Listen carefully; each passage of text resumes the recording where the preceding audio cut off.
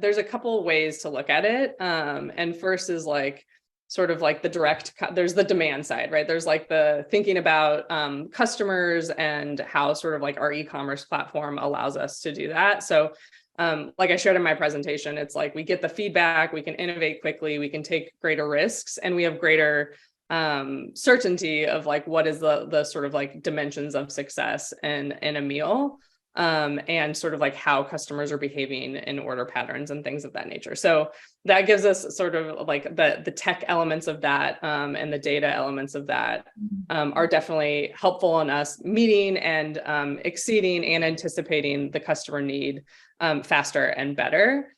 And then on the supply side, we have this entire like super complex network of external partners.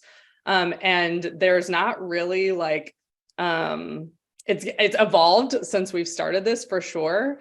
But there wasn't like a set tech stack when we started. Like Shopify didn't exist when Splendid Spoon started. So we actually like jumped into custom building very early on. And I'll come back to that because we actually are in both worlds now.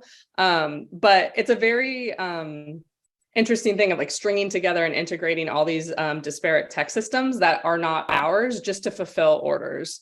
And so that is sort of like that super disparate lean operating footprint has been one of our sort of secrets of success from a cost structure perspective, but it required us to have really smart technology building and integrations of all these different systems.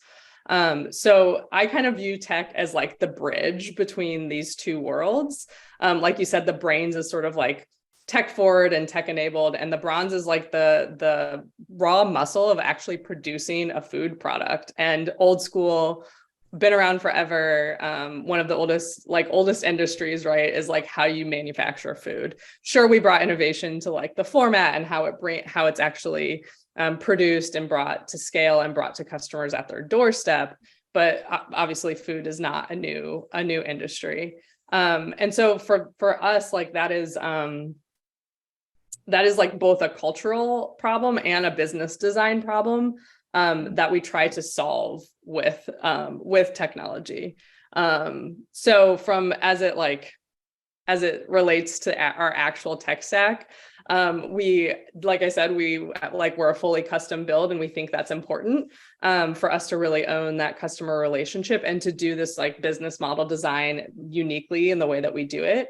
And we also leverage the power of Shopify and the speed and the agility that provides with all of the plugins and tools and the entire ecosystem that exists around that new technology to market and iterate and communicate and understand how we can continue to invest what we learn from that experience into our core platform.